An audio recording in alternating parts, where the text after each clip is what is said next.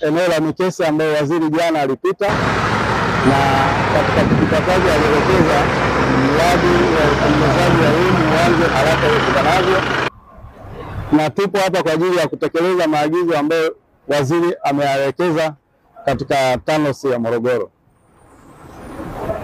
Kwa hiyo wapo wataalamu ambao wanaendelea na matengenezo ya hiyo wing kama alivyoelekeza waziri kwa ajili ya kutekeleza ili mzani uanze kufanya kazi kwa haraka. Baada ya mzani kukamilika, faida iliyopo ni kwanza kupunguza foleni ambayo inatokea baada ya kujazana kwenye mzani mmoja, na kuruhusu magari ambayo hayahitaji kuingia mzani yaendelee na safari kama kawaida. Hii foleni hapa kila mtu anaiona. Nataka kujua sababu yake ili Way in Motion alifanyi kazi ni nini?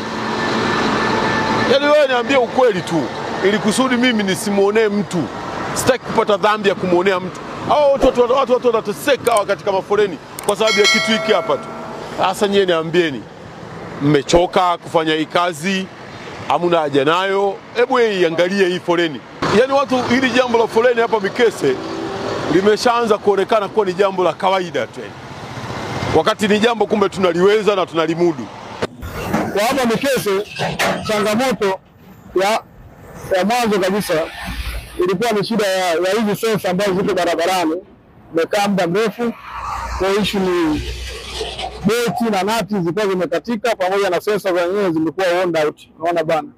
Na huu mzani ni wa kwanza kufungwa, kwa maana hii mifumo ilifungwa kama pilot ya wizara, kwa maana ya kufanya study ya changamoto ya msongamano katika vituo vya mizani na kuweza kuona namna kupata mfumo ambao unaweza kusaidia kupunguza msongamano katika vituo vya mizani. Kwa hiyo ilifungwa na wizara nafikiri mwaka 2015. Kwa hiyo kutokea hapa sasa ndio mifumo mingine yote ikaja. Kwa changamoto ile pepo ni worn out ya sensor, kwa maana bending plate pamoja na frame ambayo inashikilia sensor zenyewe.